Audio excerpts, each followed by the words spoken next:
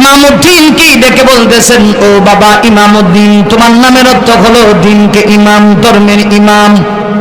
তুমি তো ধর্মের ইমাম হওয়ার কথা, কিন্তু তুমি কি করতেছো? তুমি তো গরু রাখালগিরি করতেছো। তবে ইমামউদ্দিন শুনে না, আমি তোমার পেশানির দিকে তাকায় দেখতেছি, কপালের দিকে তাকায় দেখতেছি। অদূর ভবিষ্যতে মহান আল্লাহ তোমার নামে এবং কাজে মিল করবে, তুমি ধর্মের ইমাম হয়ে যাবে। আল্লাহ বলারা যে রাস্তা দিয়ে যায় ওই রাস্তা কিন্তু আল্লাহ কবুল করে ফেলে। আমাদের এই দেশে হাজার ঘটনা আছে, আল্লাহ বলারা কোনো এলাকায় আগমন করলে ওই এলাকায় মসজিদ হয়ে যায়, মাদ্রাসা হয়ে যায়, জান্নাতের বাগান তৈরি হয়ে যায়।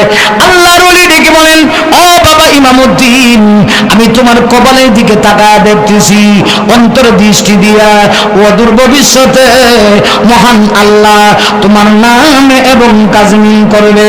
কেমনে মিল করবে? আল্লাহর ওলি ডেকে বলেন, ইমামউদ্দিন, তোমার বাড়িতে কে কে আছে বলো? হুজুর, আমার বাড়িতে বাবা নাই, আমি এতিম, আমার শুধু মা আছে, শুধু মা। তুমি পারবানি তোমার মায়ের অনুমতি নিয়ে ওই ভারত চলে যাইতে? ভারতের একটা এলাকা যার নাম হলো সাহারাহানপুর। ওই সাহারাহানপুরে অবস্থিত একটা কওমি মাদ্রাসা আছে, যেই মাদ্রাসার প্রিন্সিপালের নাম সাইয়্যিদ আহমদ বরনবী রাহমাতুল্লাহি আলাইহি।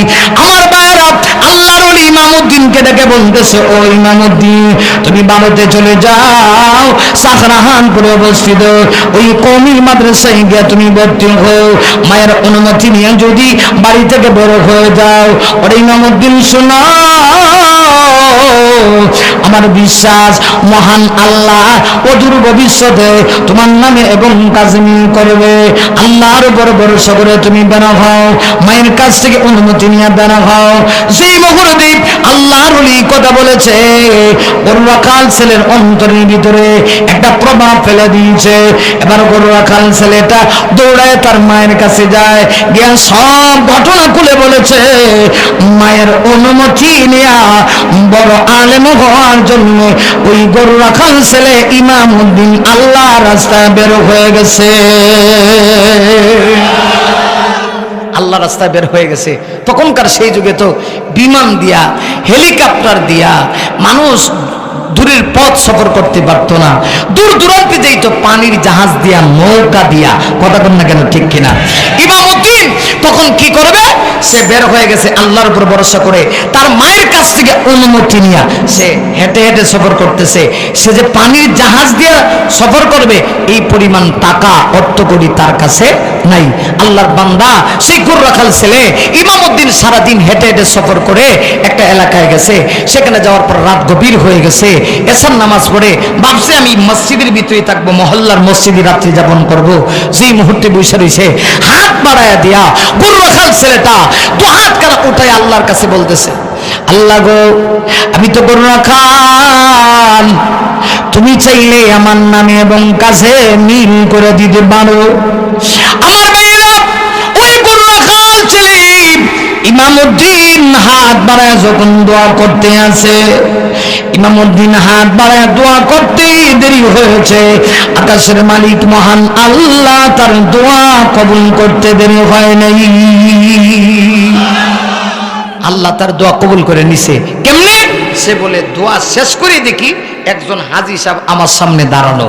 আল্লাহ ওই এলাকার একজন হাজী সাহেবের অন্তরের ভিতরে ঢেলে দিছে, তুমি তো বহুদিন হয়েছে মেহমান খাওয়াও না, একজন মুসাফির তালাশ করে তোমার বাড়িতে নিয়ে আসো।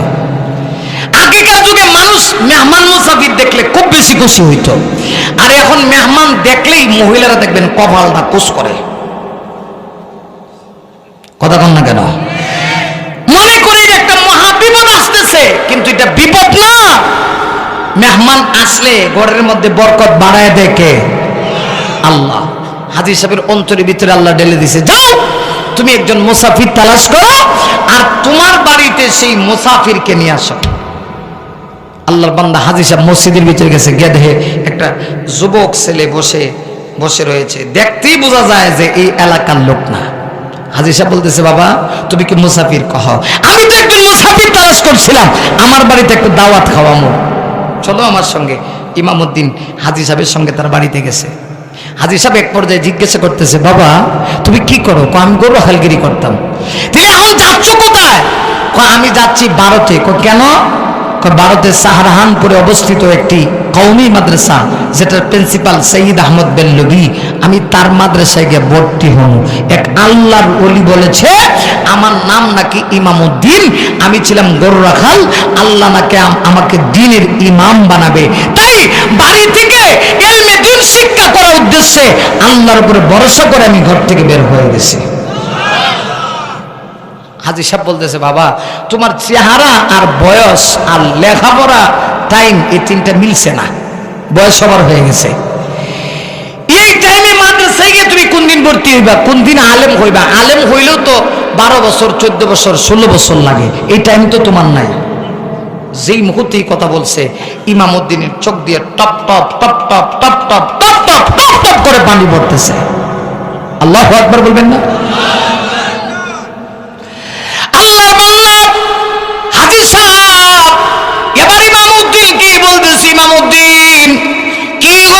তোমার চোখ দিয়ে অনবরত তুমি পানি ফেলে কান্না করতেছো কেন? ইমামউদ্দিন এমনিতেই হাজী সাহেবকে ডেকে বলতেছে, ও হাজী সাহেব আমি বুঝতে পেরেছি মনে হয় আল্লাহ আমাকে ইলমে দ্বীন অর্জন করার সুযোগ দিবে না, আমার মতো গরু রাখাল ছেলে মনে হয় বড় আলেম হতে পারবো না। আল্লাহ হয় আপনি কেন এই কথা বললেন? আমি তো আমার মায়ের কাছ থেকে বিদায় নিয়ে এসেছি, আমার উদ্দেশ্য একটা, আমি বড় আলেম না হয়ে বাণীতে যাব না। এই হৃদয় নিংড়ানো কথা তুমি শুনে হাজী সাহেবের অন্তরটা মোমের মতো নরম হয়ে গেছে। হাজী সাহেব এই কথা শুই না ইমামউদ্দিনকে বুকের ভিতরে জড়ায় নিছে আর ডেকে বলতেছে, ইমামউদ্দিন তোমার টেনশন নাই, তুমি চিন্তা করবা না, আর হেঁটে হেঁটে তোমাকে সফর করতে হবে না। মহান আল্লাহ রাব্বুল আলামিন আমাকে অনেক সম্পদ দিয়েছে, কিন্তু এই সম্পদ আমি কাকে দিয়ে যাব? আমার ছেলেও নাই, আমার মেয়েও নাই, আমি এক কদম মানুষ, আমার কপাল মনে হয় খুলে গেছে, আমার টাকা পয়সাগুলি মনে হয় কাজে লাগবে। আর ইমামউদ্দিন তুমি কোনো টেনশন করবা না, টেনশনের কোনো কারবার নাই। আর ইমামউদ্দিন আর তোমাকে হেঁটে হেঁটে সফর করতে হবে না, আজকে রাত্রিবেলা তুমি আমার বাড়িতে রাত্রি যাপন করবা, আগামীকালকে পানির জাহাজের টিকিটের ব্যবস্থা আমার জিম্মায় আমি গ্রহণ করলাম। শুধু টিকিটের ব্যবস্থা করবো তা না, আমি তোমাকে কিছু টাকা পয়সা দিব, ওইগুলি নিয়ে তুমি ভারতে যাবা, সাহারানপুরে অবস্থিত ওই কওমি মাদ্রাসায় ভর্তি হইবা। ওরে ইমামউদ্দিন ভর্তি হইয়া তুমি তোমার মনের নিয়তটা পূর্ণ করবা, আর সুযোগ হইলে লেখাপড়ার মাঝখানে আমার জন্য একটু দোয়া করবা। আমার বিশ্বাস নবীজির হাদিস, কোন তালবে ইলম যদি হাত বাড়ায়া কোন এলাকার কোন মানুষের জন্য দোয়া করে, আমার নবী বলেছে তালবে ইলম হাত বাড়ায়া মহান আল্লাহর কাছে দোয়া করতে দেরি হয়, আল্লাহ দোয়া কবুল করতে দেরি করে না। ইমামউদ্দিনের জন্য হাজী সাহেব জাহাজের টিকিটের ব্যবস্থা করে দিলেন, আর তাকে টাকা পয়সা দিয়া তার কাছ থেকে দোয়া আছে ইমামউদ্দিনকে বিদায় করে দিলেন। ওই দিকটা ওই মাদ্রাসার প্রিন্সিপাল, তিনি রাত্রিবেলা যখন ঘুমাইছে এমনিতেই আল্লাহ স্বপ্ন দেখা দিয়েছে, সৈয়দ আহমদ বেল্লভী বাংলাদেশ থেকে নোয়াখালী জেলার একটা ছেলে আসবে, তার নাম ইমামউদ্দিন। ওই ছেলেটা যখন তোমার মাদ্রাসায় আসবে, আসার পরে যখন মাদ্রাসায় ভর্তি হবে, ভর্তি হওয়ার পরে তুমি তোমার বাড়িতে জাকির রাখবা, এই ছেলেটার খানা পিনার ব্যবস্থা তুমি তোমার দায়িত্বে গ্রহণ করে নিবা। এই দিকটা মাদ্রাসার প্রিন্সিপাল তিনি স্বপ্নে দেখছেন, স্বপ্নে দিকা মনে মনে অপেক্ষা করতেছেন যে বাংলাদেশ থেকে নোয়াখালী জেলার ইমামউদ্দিন নামক একটা ছেলে আসবে। আল্লাহর কি কুদরত, এই ইমামউদ্দিন সফর করে করে করে করে ওই ভারতে সাহারানপুরে অবস্থিত কওমি মাদ্রাসা আল্লামা সৈয়দ আহমদ বেল্লভী রাহমাতুল্লাহ আলাইহির মাদ্রাসার আঙ্গিনায় গিয়ে হাজির হয়ে গেছে। সুবহানাল্লাহ। এই বছর থাক নাকি? একটু জোরে সোরে আওয়াজ করে বলুন না সুবহানাল্লাহ। যেই মুহূর্তে মাদ্রাসার আঙ্গিনায় গিয়া ঘুরাইতেছে, এমনি আল্লাহর ওলির নজর পড়ে গেছে তার দিকে। খুব খেয়াল করেন, ডাক দিছেন, বাবা এদিকে আসো। নাম কি তোমার? কয় নাম ইমামউদ্দিন। ইমামউদ্দিন, বাড়ি কই? কয় বাংলাদেশ। কোন জেলা? কয় নোয়াখালী জেলা। কেন আসছো? কয় আমাকে এক আল্লাহর ওলি অর্ডার করেছে আপনার মাদ্রাসায় এসে যেন আমি ভর্তি হই, তাই আমি সুদূর সেই বাংলাদেশ থেকে আসছি। আল্লামা সৈয়দ আহমদ বেরলভী তো আশ্চর্য হয়ে গেছেন, স্বপ্নে যা দেখছি, যার চেহারা দেখছি হুবহু মিলে গেছে। সুবহানাল্লাহ, জোরে কইতে। সৈয়দ আহমদ বেরলভী জগৎ বিখ্যাত ওই আলেম, সাথে সাথে তিনি খুশি হয়ে গেলেন। খুশি হইয়া ওই ছেলেটাকে তার মাদ্রাসায় থাকার ব্যবস্থা দিলেন। সুবহানাল্লাহ। কই থাকার ব্যবস্থা দিচ্ছেন? মাদ্রাসায়। আর নিজের বাড়িতে রাখছেন জাগির। আপনাদের এলাকার জাগিরের সিস্টেম আছে নি? লজিং যেটা রাখো আর কি। হুজুর নিজের বাড়িতে তাকে লজিং রাখছে, মাদ্রাসায় নিয়ে তারা ভর্তি করছে। তাও তাকে ডাইরেক্ট নিয়ে দাউরায়ে হাদিস শরীফে নিয়ে ভর্তি করে দিছে। জীবনে কোনোদিন লেখাপড়া করে না, ডাইরেক্ট নিয়ে দাউরায়ে হাদিসে ভর্তি করে দিছে। 14 বছর, 15 বছর, 16 বছর পইরা, 10 বছর নিম্নে হলে 8 বছর পইরা না দাওরা দিবে, মাওলানা হয়ে বের হবে। তাকমিল ফিল হাদিস সে পড়ে বের হবে, হাদিসের কিতাবের ক্লাসে যাবে। কিন্তু জিন্দেগিতে গরু রাখাল ছেলে কোনোদিন লেখাপড়াই করে নাই। আল্লাহর ওলি ডাইরেক্ট নিয়ে তাকে দাওরায়ে হাদিসে টাইটেল ক্লাসে নিয়ে ভর্তি করে দিছে। জাগির দিছেন কার বাড়িতে? হুজুরের বাড়িতে। এখন ছাত্ররা এরা তো আশ্চর্য হয়ে গেছে। এই দাওরায়ে হাদিসের ক্লাসে আরো ভালো ভালো অনেক ছাত্ররা আছে। এরা মনে মনে জিদ করতেছে, কিরে হুজুর তার বাড়িতে আমগরে একদিনও দাওয়াত খাওয়ায় না, আর কই থেকে উইরা একজন আসলো বাংলাদেশ থেকে। হঠাৎ আসার পরেই হুজুর তাকে তার বাড়িতে জাগিয়ে দিলেন। আবার মূর্খ ছেলে, বোঝা যায় কিচ্ছু জানে না, লেখাপড়া বলতে তার কিচ্ছু জানা নাই, আবার দাওরায়ে হাদিসে ভর্তি করে দিছে। হুজুর যখন দাওরায়ে হাদিসের ছাত্রদেরকে দরজ দেন, সহজ কথায় হাদিসের কিতাব পড়ান, এটার নাম হলো বুখারী শরীফ। যারা উলামায়ে কেরাম আছে তারা বসবে। হুজুর যখন বুখারী শরীফ পড়ায়, পড়ানোর পরে হুজুর ছাত্রদেরকে যা পড়ায়, ছাত্রদের ভিতরে 3 প্রকারের ছাত্র আছে।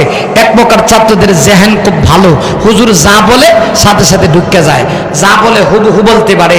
দ্বিতীয় আরেক প্রকারের ছাত্র আছে, এদের জেহেন হলো মুতাওয়াসসিত, হুজুর যদি পড়ায়া যায়, একটু যদি চেষ্টা করে তাহলে এটা তাদের ব্রেইনে ঢুকে যায়। আরেক প্রকারের ছাত্র আছে যারা গাবি, মেধাহীন, হুজুর যা পড়ায় এক কান দিয়ে ঢুকলে আলহামদুলিল্লাহ আরেক কান দিয়ে বের হয়ে যায়। ইমামউদ্দিন তো তার ক্লাসের ছাত্র। ছাত্ররা কয় এত মেধাহীন এক ছাত্র, তাকে আবার হুজুর তার বাড়িতে জাকির রাখছে। এমনি এমনি তাদের ভিতরে একটু জিদ ঢুকে গেছে। যখন হুজুর পড়ায়া দাওরায়ে হাদিসে ক্লাস করায়া তিনি যখন চলে যায়, তো আমাদের কওমি মাদ্রাসা একটা সিস্টেম আছে, যে মাদ্রাসায় বলেন, আমি কোনো মাদ্রাসাকে ছোট করতে চাই না, এখন আর কওমি আলিয়া নিয়ে পার্থক্য করার টাইম নেই, টুপি নিয়ে মারামারি করার টাইম নেই, এখন এক হওয়ার টাইম এসেছে। কথা কোন ঠিক না? ঠিক। জাস্ট এক্সাম্পল বোঝাতে চাই। তো কওমি মাদ্রাসার একটা সিস্টেম হলো, হুজুর যা পড়ায়া যায় ছাত্ররা আবার এটাকে তাকরার করে। তাকরার শব্দের অর্থ হলো রিপিট, মানে হুজুর যা পড়ায় গেছে এটাকে আবার তারা পড়ে, যে হুজুর যা পড়াইছে কে কি বুঝছ একটু বলো। এখন এই বাংলাদেশের ছেলে ইমামউদ্দিনও এই তাকরারে বসছে। ছাত্ররা জিজ্ঞেস করতেছে, ভালো ছাত্ররা কে কি বুঝছো? তো এক একজন এক এক রকম বলতেছে। সর্বশেষ পালা হলো ওই বাংলাদেশের ছেলে ইমামউদ্দিনের পালা। কার পালা? ইমামউদ্দিনের পালা। ইমামউদ্দিন তুমি কি বুঝছো? ইমামউদ্দিন কয় আমি ঘোড়ার ডিম বুঝছি, আমার এক কান দিয়ে ঢুকছে আরেক কান দিয়ে বের হয়ে গেছে। যেমনি কথা কইছে এমনি তো এর ভিতরে আগে থেকে একটা জিদ আছে, কিরে হুজুরের বাড়ির মুরগির রান যা আছে সব খা, আবার পড়া ব্রেইনে ঢুকে না, এক কান দিয়ে ঢুকে আরেক কান দিয়ে বের হয়। কথা কন না কেন? আপনার মনে অসুবিধা হইতেছে নাকি? টাইম কিন্তু শেষ, একটা হয়ে গেছে। হ্যাঁ, সারা রাত জামু কোন দিন? ফেরিওয়ালারা ঠিক করেছে কালকে প্রোগ্রাম হলো চট্টগ্রাম, আপনারা লাগাগ্রাম। লাগাগ্রাম না, ও তাহলে জামু কোন দিন আর ঘুমামু কোন দিন? বুঝতেছেন তো? খুব খেয়াল করেন, খুব খেয়াল করেন, চোখের পানি আসবে। ছাত্ররা বলে কি বুঝছে একটু বলো? সে বলে ঘোড়ার ডিম বুঝছি। আরেক কান্দে বাইর হয়। এমনি ওরা ওদের দেশের ভাষায় উর্দু ভাষায় কয়, ইমামউদ্দিন তুম বাংলাদেশ সে আয়ে कुछ खाने और कुछ पीने के बाद बांग्लादेश में चले जाओ, तुम्हारे कफल में आसमान इल्म नहीं जुटा। বুঝছেন কিচ্ছু? আমি সহজ বাংলা ভাষায় কই, মানে ইমামউদ্দিন রে এই ছাত্র বলতেছে, ইমামউদ্দিন তুমি বাংলাদেশ থেকে আইছো, কিছুদিন খাইবা, কিছুদিন থাকবা, আবার তুমি চলে যাবা, মাগার তোমার কপালে এলেম আর জুটবে না। এই কথা যখন বলছে ইমামউদ্দিন কলিজায় আঘাত পেয়েছে। বলুন, মানুষ যখন কলিজায় আঘাত পায় তখন কষ্ট লাগেনি? কথা কয় না, লাগেনি? আপনারা কি আমার ভাষাটা বুঝাইতে পারছি? হ্যাঁ, কি কই সেটা বুঝাইতে পারছি? এক এক জায়গার এক এক ভাষা, জানি না আমার ভাষা বুঝেন কিনা। ঢাকা গেলে দেখবেন বাপে ডাকে পোলারে হালা, আবে হালা, খানকে হালা, নাটকে হালা। যত বেশি হালা কইব মনে করবেন যে আপনারে বেশি লাইক করে। এমনকি মসজিদের খতিবরাও হালা কয়। পুরান ঢাকার লোকে মসজিদের খতিবরাও হালা কয়। আমি আগে সদরঘাটে ছিলাম, তো একদিন জুম্মার নামাজ পড়ে আমার খুব তাড়াহুড়া, ফ্লাইটের প্রোগ্রাম যশোরে যাব, এমনি দেখি আমার এক মুসল্লির সঙ্গে আরেক মুসল্লির সাক্ষাৎ হয়েছে। তখন ওই মুসল্লি ওদের বাসা দিয়ে কইতেছে, কে আমগো খতিব হালা যাইতেছে গা, খতিব হালা যাইতেছে। খতিব বুঝেননি? মসজিদের ইমাম সাহেব জুম্মার দিনে যে বয়ান করে, আমারে কইতেছে খতিব হালা যাইতেছে গা। তো হেড আবার কইতেছে হুজুর হালাইবি না খায় মরে যাবো গা। ওয়াজ যা করে না, বকরি যেরকম লেদাইছে হুজুর এরকম লেদাইতেছে। এটা হলো ওগর ভাষা, এক এক জায়গার এক এক ভাষা। তো যাই হোক, ওই উর্দু ভাষা দিয়ে কইছে যে ইমামউদ্দিন তুমি কিছুদিন খাইবা, থাকবা, আবার বাংলাদেশে চলে যাইবা, কিন্তু তোমার কপালে এলেম জুটবে না। কি বলেন? এই কথা শোনার পরে খুব আরাম লাগছে না কষ্ট পাইছে? ইমামউদ্দিন অটোমেটিক্যালি চোখের পানি ছেড়ে দিয়ে ইমামউদ্দিন কান্না শুরু করে দিয়েছে। শুধু কাঁদতেছে আর কাঁদতেছে। আহারে, আমার বাবা নাই, আমি এতিম সন্তান, শুধু আমার মাকে দেশে রেখে আসছি। আল্লাহর ওলির কথা শুই না এলমে দিন অনুসরণ করব। অথচ আমার ছাত্র ভাইয়েরা সব বুঝে, আমি তো বুঝি না।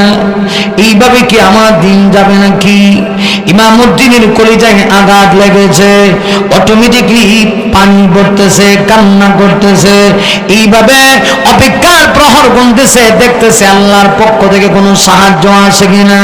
কিছুদিন যাওয়ার পরে ইমামউদ্দিন বলে, আমার উস্তাদ সৈয়দ আহমদ বেরলভী রাহমাতুল্লাহি আলাইহি আরেকদিন বুখারী শরীফ ছাত্রদেরকে পড়াইলেন। পড়াইয়া রাত হয়ে গেছে, হুজুর এবারে একটু ঘুম যাবেন। আল্লাহর ওলির অভ্যাস ছিল রাত্রিবেলা আগে বাটে ঘুমাইতেন ক্লাস করাইয়া। আর তাহাজ্জুদের নামাজের সময় উঠে আল্লাহর বান্দা ওলি মানুষ তাহাজ্জুদের নামাজে সিজদায় পড়ে থাকতো, মুনাজাতে আল্লাহর কাছে কান্না করত।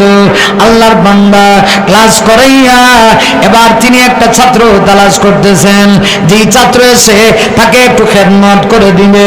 আল্লাহর ওলি যখন ছাত্র তালাশ করতেছে, আল্লাহর কুদরত বোঝা যায় না, হঠাৎ করে তার নজরে পড়ে গেছে ওই বাংলাদেশের ছেলে ইমামউদ্দিনের দিকে। যেই মুহূর্তে আল্লাহর ওলি সৈয়দ আহমদ বেরলভী রাহমাতুল্লাহি আলাইহি নজরে পড়ে গেছে ইমামউদ্দিনের দিকে, আল্লাহর ওলি ইমামউদ্দিনকে ডাকলেন, ডেকে বললেন, ও বাবা নাও, হাতের ভিতরে তৈল নাও, তৈলের বোতল নিলেন। আর বললেন, বাবারে তুমি কি পারবা একটু তৈল দিয়ে আমার মাথায় মালিশ করে দিতে, আমার মাথাটা একটু খেদমত করে দিতে পারবানি? ইমামউদ্দিন বলে, হুজুর আমার কপাল কত ভালো, আপনার মতো এত বড় আলেমের খেদমত করা এটা সাধারণ কথা না। তৈল হাতে নিয়ে ইমামউদ্দিন তার উস্তাদের খেদমত করতেছে। হঠাৎ করে যখন তৈল মালিশ করে দিচ্ছে কপালের মধ্যে আর চুলগুলি টেনে দিচ্ছে, এমনি অবস্থায় আল্লাহর ওলি সৈয়দ আহমদ বেরলভী রাহমাতুল্লাহ আলাইহি তন্দ্রাচ্ছন্নতা ভাব চলে আসলো, তার ঘুম চলে আসলো, তিনি ঘুম গেলেন। ইমামউদ্দিন তখন একা। যেই মুহূর্তে ইমামউদ্দিন একা হয়ে গেছে, এমনিতেই ক্লাসের তার করুণ দৃশ্যের কথা স্মরণ হয়ে গেছে। যেই মুহূর্তে স্মরণ হয়েছে, আরে আমার ছাত্র ভাইরা আমাকে নিয়ে কি বলে, আমাকে নিয়ে মস্কারি করে আর বলে আমি নাকি বাংলাদেশ থেকে আসছি, কিছুদিন খামো কিছুদিন থাকবো, আবার আমার দেশে চলে যাবো, আমার কপালে আসমানে ইলিম জুটবে না। এই কথা যখন স্মরণ হয়ে গেছে, ইমামউদ্দিনের কলিজায় আঘাত লেগে গেছে। এমনিতেই ইমামউদ্দিনের চোখ দিয়া অজর নয়নে পানি পড়তে আরম্ভ হয়ে গেছে। দুই ফোঁটা চোখের পানি আল্লাহর ওলি তার উস্তাদের গায়ে পড়ে গেছে। আল্লাহর ওলি পানি পড়া মাত্রই ঘুম থেকে জাগ্রত হইয়া তাকায় দেখে ইমামউদ্দিনের চোখ দিয়া পানি পড়তেছে। ও ইমামউদ্দিন, কি হয়েছে? তোমার কি মায়ের কথা স্মরণ হয়েছে নাকি? না না না, মায়ের কথা স্মরণ হয় নাই। কেন কান্না করো? হুজুর আমার ক্লাসের দৃশ্যের কথা স্মরণ হয়েছে। কি স্মরণ হয়েছে? ইমামউদ্দিন সব কিছু খুলে বলল। ছাত্র ভাইরা আমাকে নিয়ে মস্কারি করে আমি নাকি বাংলাদেশ থেকে আসছি, কিছুদিন খামো কিছুদিন থাকবো, আবার আমার দেশে চলে যাবো, আমার কপালে নাকি আসমানি ইলিম জুটবে না। হুজুর এই কথা যখন স্মরণ হয়েছে আমি কষ্ট পেয়েছি, আমার চোখের পানি আপনার গায়ে পড়ে গেছে। সেই মুহূর্তে আল্লাহর ওলি কথা শুনছে। এমনিতেই ইমামউদ্দিনকে ডেকে বলে, ইমামউদ্দিন আমার মনে মনে নিয়ত ছিল তুমি খেদমত করবা আর আমি ঘুমানো, এবার শিডিউল পরিবর্তন হয়ে গেছে, আমি মুরাকাবায় বসবো আর তুমি ডাইরেক্ট কুতুবখানায় প্রবেশ করবা। আল্লাহর ওলি বলেন আমার উদ্দেশ্য ছিল তুমি আমাকে খেদমত করবে আর আমি তন্দ্রাচ্ছন্ন অবস্থায় আমার ঘুম আসবে, আমার ঘুম আসার পরে আমি একটু ঘুমায় যাবো আর তুমি খেদমত করবে, কিন্তু শিডিউল পরিবর্তন হয়ে গেছে। এবার তোমার দায়িত্ব হচ্ছে তুমি সামনে যাবা, একটা কুতুবখানা আছে সেখানে প্রবেশ করবা। কুতুবখানায় প্রবেশ করে এক একটা কিতাব তুমি সামনে নিবা, প্রত্যেকটা কিতাব সামনে নিয়ে কিতাবের পৃষ্ঠাগুলি তুমি উল্টাবা। উল্টাইতে গিয়ে কালো কালো অক্ষরগুলিতে কি লেখা আছে তোমার তো জানা নাই, প্রতিটা পৃষ্ঠা উল্টাইবা আর কালো কালো অক্ষরগুলিতে ওযু অবস্থায় পাক পবিত্র অবস্থায় তুমি চুম্বন করবা। আল্লাহকে ডেকে ডেকে বলবা, আল্লাহ এই কালো অক্ষরের ভিতরে কি লেখা আছে আমার জানা নাই, আল্লাহ তুমি তো ভালো জানো। এই কালো অক্ষরের ভিতরে তোমার নবীজির নাম লেখা আছে, প্রতিটা হাদিসের ভিতরে তোমার নবীর উপরে দরুদ আছে। আল্লাহ আমি শুধু এতটুকু জানি আর কিচ্ছু জানি না। এইভাবে প্রত্যেকটা কিতাব সামনে নিয়ে আল্লাহর উপর ভরসা করে ওযু অবস্থায় পাক পবিত্র অবস্থায় প্রতিটা কিতাবের পৃষ্ঠা উল্টানো তোমার দায়িত্ব ফজর পর্যন্ত। আর আমার দায়িত্ব হলো মুরাকাবায় বসে তোমার জন্য দুহাত কানা বাড়ায়া দিয়া আল্লাহর কাছে দোয়া করা। ইমামউদ্দিন বলে, হুজুর মুরাকাবার হালতে আর আমি এই দিক দিয়ে কুতুবখানায় প্রবেশ করছি, প্রবেশ করে প্রতিটা কিতাব সামনে নিছি, নিয়ে এক এক পৃষ্ঠা করে উল্টায়। সুবহানাল্লাহ কইতেন না? আর জোরে কর না সুবহানাল্লাহ। গর্রখাল সেলিম সেই ইমামউদ্দিন বলতেছি, আমি তখন এক এক পৃষ্ঠা করে উল্টাচ্ছিলাম আর কালো কালো অক্ষরগুলিতে আমি চুম্বন করতেছিলাম। এইভাবে চুম্বন করে করে পৃষ্ঠা উল্টায় উল্টায়া কুতুবখানার ভিতরে যত কিতাব ছিল সবগুলি কিতাবের পৃষ্ঠা উল্টায় আমি শেষ করেছি। উল্টায়া শেষ হয়েছে তো ওই সময় মাদ্রাসার মসজিদের ভিতরে ফজরের আজান হয়ে গেছে। কিসের আজান হয়েছে? ফজরের আজান হয়ে গেছে। আর হুজুর মুরাকাবা ভেঙে ফেলছেন। মুরাকাবা বুঝেন তো নাকি? মুরাকাবা মানে কি? আলহামদুলিল্লাহ, আলহামদুলিল্লাহ শ্রোতারা তো মারাত্মক শ্রোতা দেখা যায়। আলহামদুলিল্লাহ, মুরাকাবা শব্দের অর্থ হলো আল্লাহর ধ্যানে মগ্ন হওয়া, ঠিক কি না? আমরাও তো দেখবেন কিছু পীর সাহেবরা মুরাকাবা করে, এরা ধ্যানমগ্ন লেখালে গাঞ্জা দেয়। কথা কন না কেন? আছে কিনা? আবার গান, বড় গাঞ্জা বানাইলা কে দিয়া, কথা কন না ঠিক কিনা? হ্যাঁ, এরা গানও গা। আল্লাহর ওলি বসছে মুরাকাবায়। আর এই দিক দিয়ে ইমামউদ্দিন কুতুবখানায় প্রবেশ করে সব কিতাবের পৃষ্ঠা উল্টায়া শেষ, ফজরের আজান। সুবহানাল্লাহ, সুবহানাল্লাহ। কিসের আজান? তো তার উস্তাদের অভ্যাস ছিল, তিনি যেহেতু বড় আলেম শেখুল হাদিস ছিলেন, তিনি ফজরের নামাজটা নিজের ইমামতিতে পড়াইতেন। আজকে তিনি ইমামতির আসলে যাচ্ছেন না। ছাত্ররা আশ্চর্য হয়ে গেল, আজান হয়েছে, হুজুর মসজিদে ঢুকছে ঠিক, কিন্তু চেহারায় বোঝা যায় যে হুজুরের একটু ঘুমের অভাব। হুজুর আজকে ইমামতিও করতেছেন না, আবার অন্য ছাত্র ইমামতি করতেছে, আর হুজুরের পিছে পিছে বাংলাদেশের ছেলেটা কোত্থেকে যায়? তাইলে সে কই ছিল? সে কি ঘুমায় নাই? ফজরের নামাজ শেষ, হুজুরের অভ্যাস ছিল নামাজ পড়ে ছাত্রদেরকে আবার গিয়ে বুখারী শরীফের দর্শ দিতেন। কিন্তু এবার শিডিউল পরিবর্তন করে দিয়েছেন। আল্লাহর বান্দা সৈয়দ আহমদ বেরলভী ফজরের নামাজ পড়ে তার রুমে চলে যাচ্ছেন, তার রুমে, তার কক্ষে, তার হুজরায়। তিনি যখন হুজরায় যায়, ইমামউদ্দিনও তার পিছনে পিছনে যায়। সুবহানাল্লাহ কইতেন। এবার আল্লামা সৈয়দ আহমদ বেরলভী রাহমাতুল্লাহ আলাইহি যেই মুহূর্তে তার হুজরার ভিতরে তিনি প্রবেশ করেছেন, তার পিছনে পিছনে ওই বাংলাদেশের ছেলে ইমামউদ্দিনও প্রবেশ করেছে। সৈয়দ আহমদ বেরলভী হুজরায় প্রবেশ করে তার মাথায় যে পাগড়িটা ছিল, তিনি সেই পাগড়িটা নিজ হাতে খুললেন। পাগড়িটা খুলে উস্তাদ সৈয়দ আহমদ বেরলভী ছাত্র ইমামউদ্দিনের মাথায় পাগড়িটা পরায়া দিলেন। আরো জোরে কন্যা সুবহানাল্লাহ। আল্লাহর ওলি তার মাথার পাগড়িটা ছাত্র এই নোয়াখালী জেলার ইমামউদ্দিনের মাথায় তিনি পরায়া দিলেন। শুধু পরায়া দিয়েছি তা না, তার গায়ের ভিতরে যে জুব্বা ছিল, তিনি জুব্বাটা তার ছাত্রকে দিলেন, দিয়া বলেন, ইমামউদ্দিন নাও, জুব্বাটা তোমার গায়ে লাগাও। এবার শোনো, তুমি আল্লাহর উপরে ভরসা করে আমার রুম থেকে বের হয়ে যাবা।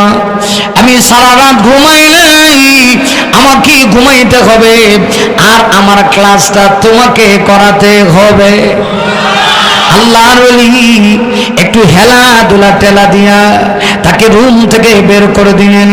বের করে দিয়ে আল্লাহর ওলি সৈয়দ আহমদ বেরলভী বললেন, যাও, তুমি আমার দায়িত্ব পালন করবা। হুজুর, কেমনে দায়িত্ব পালন করব?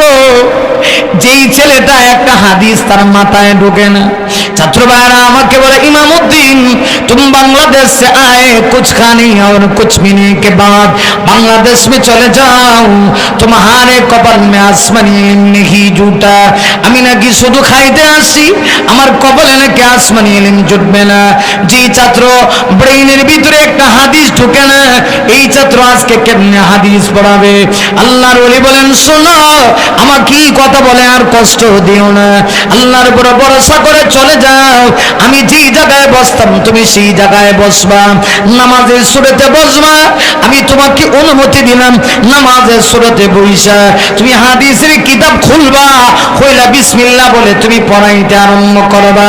ইমামউদ্দিন বলে, এমনিতেই আমি আল্লাহর উপর ভরসা করে হুজুরের অর্ডার পাইয়া হুজুরের গায়ের পাঞ্জাবি আর মাথার পাগড়ি লাগাইয়া আমি বুখারী শরীফ পড়ানোর জন্য এতদিন ছিলাম ছাত্র, আমি হুজুরের জায়গায় বসে গেলাম।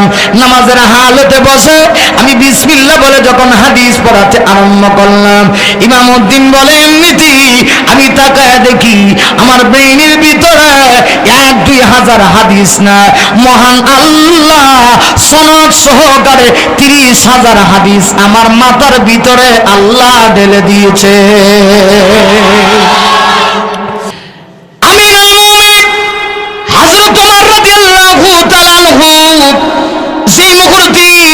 পিতা তার সন্তানের নামে অভিযোগ করেছে, হযরত উমর এবার তার সন্তানকে জিজ্ঞাসা করলেন, কিরে তোর বাবা তোর নামে যে অভিযোগ করেছে, অভিযোগটা সত্য নাকি? ছেলেটা মাথা নড়ায়া কয়, হা হা সত্য। হযরত উমর আশ্চর্য হয়ে গেলেন, এত বড় সাহস কোথা থেকে আসলো? এমনিতেই ছেলেটা হযরত ওমরকে জিজ্ঞাসা করে, ও আমিরুল মুমিনিন, মুসলমানদের খলিফা ওমর, আমি আপনার কাছে জানতে চাই ইসলাম কি একতরফা ভাবে এই কথা বলে নাকি সন্তান শুধুমাত্র তার মা বাবার হক দিবে, না মা বাবার কাছেও সন্তানের কিছু পাওনা দাওনা আছে? হযরত ওমর তখন আশ্চর্য হয়ে গেলেন। ওমর বলেন, হ্যাঁ হ্যাঁ হ্যাঁ, ইসলাম এই কথা বলে না একতরফা ভাবে সন্তান তার মা বাবার হক দিবে, বরং ইসলাম বলে সন্তানের হক তার মা বাবাকে দিতে হবে। এবার ছেলেটা ডেকে ডেকে বলতেছে, ও আমিরুল মুমিনিন, আমি আপনার কাছে জানতে চাই ইসলাম কি বলে, মা বাবার কাছে সন্তানের কি কি পাওনা, একটু দয়া করে বলবেন কি? হযরত ওমর তখন ওই